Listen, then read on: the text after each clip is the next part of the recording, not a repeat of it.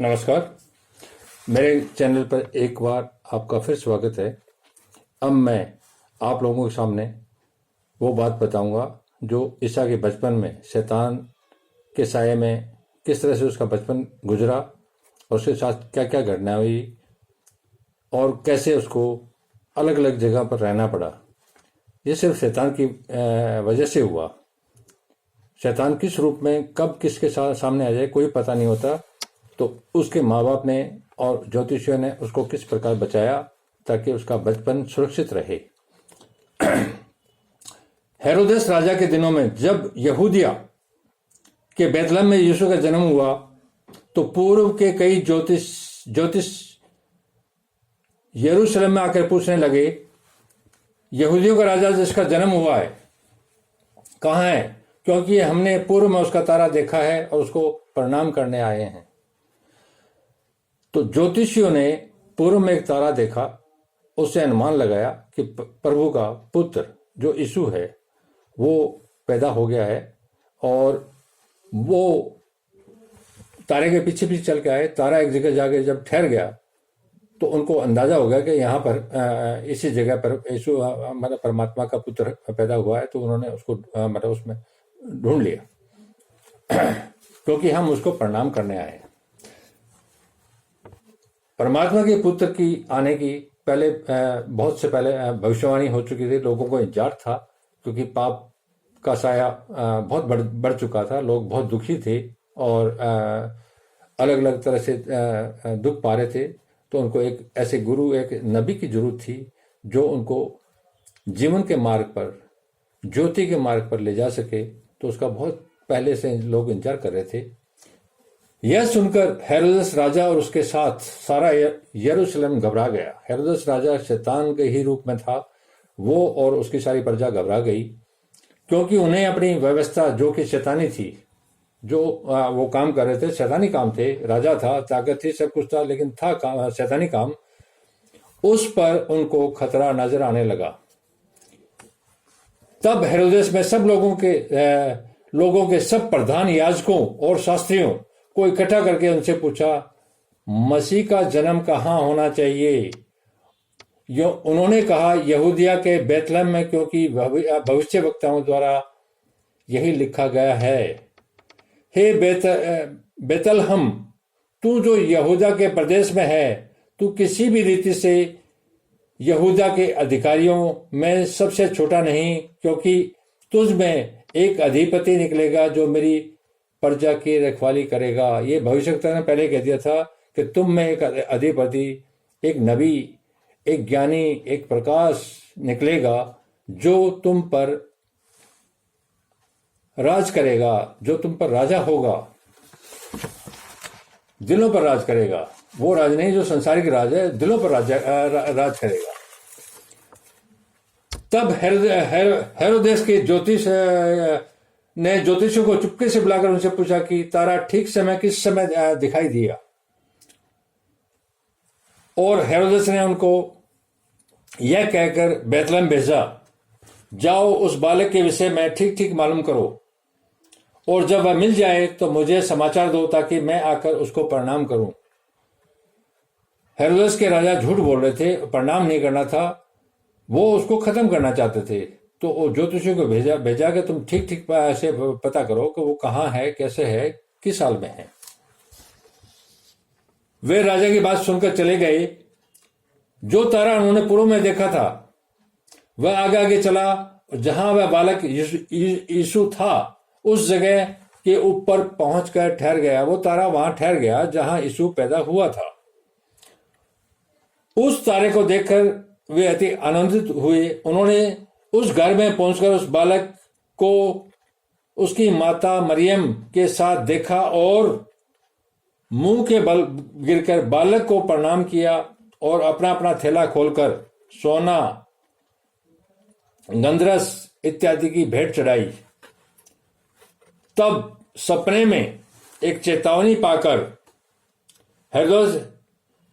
हेरोदेस के पास फिर न जाना, वे दूसरे मार्ग से अपने देश को चले गए। अपने राजा की आज्ञा का पालन उन्होंने नहीं किया क्योंकि सपने के अंदर उनको एक चेतावनी मिली कि वापस हेरोदेस के पास जाके इसकी सूचना मत देना, क्योंकि वो बहुत प्रभु का प्रिय पुत्र था और उसकी चेतावनी आकाश से हुई थी और उन्होंने उस चेतावनी को डर मान के और मतलब हेरोदेस के उस राज्य में वापस नहीं गए, न उसको सूचना दी। मिस्र देश में जाना। उनके चले जाने पर प्रभु के एक दूत ने स्वप्न में यूसुफ, जो कि ईसा के पिता थे, उनको दिखाई दिए। उठ और उस बालक और माता को लेकर मिस्र देश को चला जा, और जब तक तुझसे मैं न कहूं तब तक वहीं रहना, क्योंकि हेरोदेस इस बालक को ढूंढने पर है और उसको मरवा देगा। तब वह रात को ही उठकर यीशु और उसकी माता मरियम को लेकर मिस्र देश को चला गया। फिर हेरोदेस के मरने तक वहीं रहा, इसलिए कि वह वचन जो प्रभु के भविष्य वक्ताओं ने कहा था वो पूरा हो, मैंने अपने पुत्र को मिस्र देश में बुलाया। ये वचन था जो ईश्वर को पूरा करना था, इसीलिए वो मिस्र देश में आया और उस शैतान से बचने के लिए एक मतलब भी एक कारण था। तो मिस्र देश में प्रभु की इच्छा से, वचन से ही ईसा मसीह आए। जब हेरोदेस ने देखा कि ज्योतिषियों ने उनके साथ धोखा किया है, तब वह क्रोध में भर गया, लोगों को भेजकर ज्योतिषियों द्वारा ठीक ठीक बताए गए समय के अनुसार बेतलहम और उसके आसपास के स्थानों में सब लड़कों को जो 2 वर्ष के थे या उससे छोटे थे मरवा डाला। इन बच्चों की मौत पर भी भविष्यवाणी पहले की गई थी कि ऐसा होगा। हेरोदेस के मरने के बाद प्रभु के दूत ने मिस्र में यूसुफ को स्वप्न में दिखाई देकर कहा, उठ, बालक और उसकी माता को लेकर इज़राइल के देश में चला जा, क्योंकि जो बालक के प्राण लेना चाहते हैं वे मर गए हैं। फिर दूत ने स्वप्न में आके बताया कि जो बालक के प्राण लेना चाहते हैं वो मर गए हैं, तो बच्चे को और उसकी मां को इज़राइल वापस ले जा। तब वह उठा और बालक और उसकी माता मरियम को साथ लेकर इज़राइल के देश में आया। परंतु ये सुनकर अरखिलाउस, हेरोदेस का जो लड़का था, वो वहां का राजा था उस टाइम, देखा कि यहूदिया पर राज्य कर रहा है, वह वहां जाने से फिर डरा। फिर स्वप्न में परमेश्वर से चेतावनी पाकर गलील देश में चला गया और नासरत नामक नगर में जा बसा, ताकि वह वचन पूरा हो जो भविष्य वक्ताओं द्वारा कहा गया था, वह यीशु नासरी कहलाएगा। यीशु को नासरी कहा जाता, इसलिए कहा जाता है कि वो नासरत में शरण में रहा था और वचन था प्रभु का कि वो यीशु नासरी कहलाएगा। नासरत में रहने का नासरी कहलाया, ये वचन था जो पूरा होना ही था। यीशु के आगमन से पहले और आने के बाद प्रभु के दूत समय समय पर स्वप्न में यीशु नासरी पर भविष्यवाणी करते थे। यह सबूत ही काफी है कि यीशु प्रभु का पुत्र था। समय समय पर प्रभु के दूतों ने अलग अलग लोगों के स्वप्न में आके भविष्यवाणी की ईसा को बचाने के लिए।